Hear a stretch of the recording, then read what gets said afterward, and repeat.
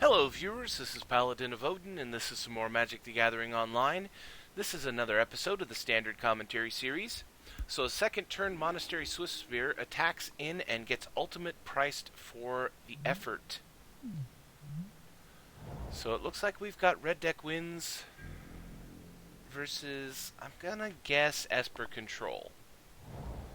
Unfortunately, it looks like this red deck has not such a great start. Morph, that's gotta be an Ire Shaman. And Silumgar's Scorn from the Esper deck counters the Morph because he has no mana to pay. And yes, it was an Ire Shaman. But then again, the only red Morph that gets played is Ire Shaman. In fact, I don't even know of any other red Morphs. So the Flooded Strand gets him a Plains and confirms that he's playing Esper Control. And unfortunately, because of how bad of a start this has been for Red Deck wins, he's in a lot of trouble. Painful Truth draws 3 cards for the Esper deck, which takes him down to 16, which could help the Red deck get back in this game. Thunderbreak Regent. Well, there's his heavy artillery. How long will it stay around? 5 mana for Dragonlord Ojutai. So, Dragon Battle.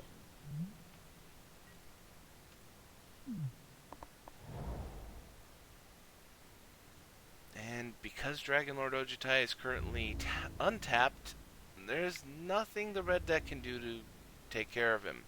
So he attacks in with the Thunderbreak, probably hoping that he will block with Dragonlord Ojutai, Titan Strength on the Thunderbreak turns it into a 7/5. That's 7 damage. Takes him down to 9. His scryed card he puts back on top of his library, so it's something that he wants. He has 4 mana available, and 4 life isn't insurmountable to be able to burn.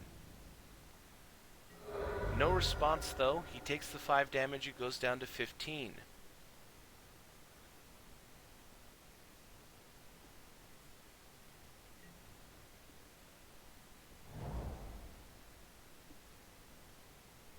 For the red deck's sake, he's probably hoping that the Esper deck uses a lot of his mana right now.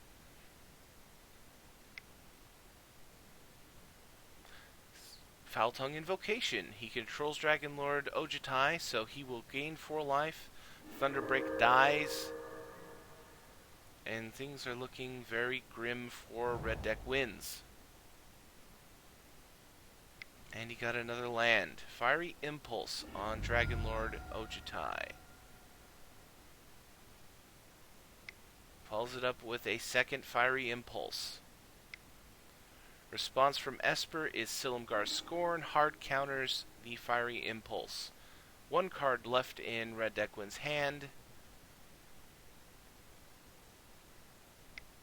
And he plays Exquisite Firecraft to end Dragonlord Ojutai.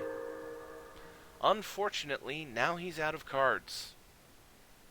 So this game is firmly in Esper Control's pocket. So he pops the Haven of the Spirit Dragon to get Dragonlord Ojutai back to his hand.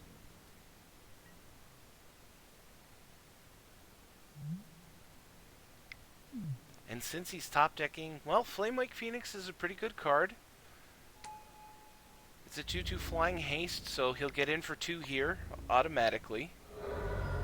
Unfortunately, next turn the Phoenix will be attacking into Ojutai, and there's nothing he can do about it.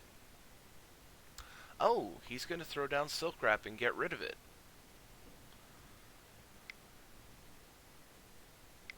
And 5 mana for Dragonlord Ojutai.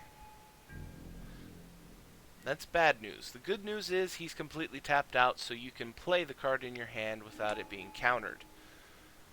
Oh, unfortunately, it was just a dragon fodder. So he has two 1/1 goblin tokens.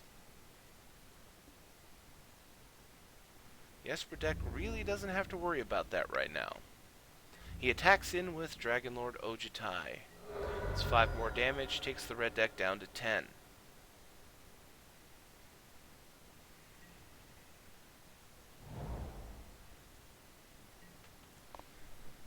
I'm trying to think. I don't think that the red deck can win from this. There's Flamewake Phoenix. He plays it in his main phase, so it will have to attack. That's one trick that I've learned by watching these tournament practice games is for Flamewake Phoenix, if you want it as a blocker, play it in your second main phase. Clash of Wills for 4, so Phoenix gets countered.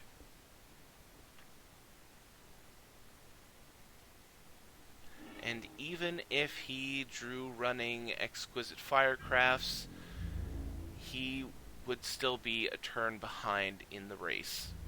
He attacks in with the Goblins for 2, that'll put the Esper deck on 9. And now it's just a matter of the Esper deck finishing this game. And the red deck concedes.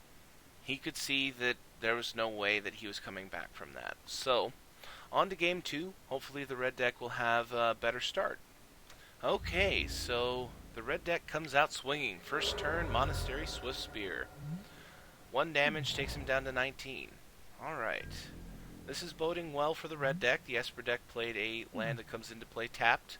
So, second turn, he's free to play whatever he wants. Throws down Dragon Fodder. Prowess is the Swift Spear, so he'll be able to get in for 2 more. And it's actually not a bad idea to Dragon Fodder here, because, you know, more creatures to have to deal with early is really hard to do. So Swift Spear takes him down to 17.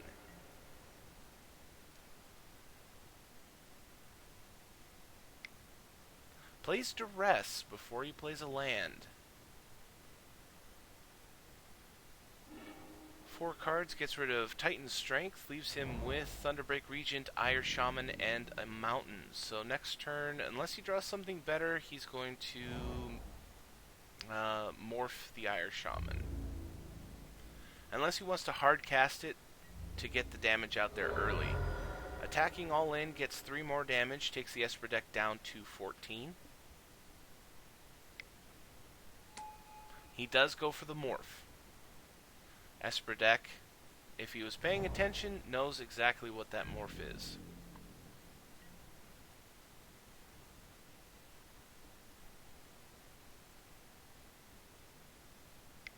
So he flips the Ire Shaman, turns it into a 3/2 menace, reveals a Mountain, plays the Mountain,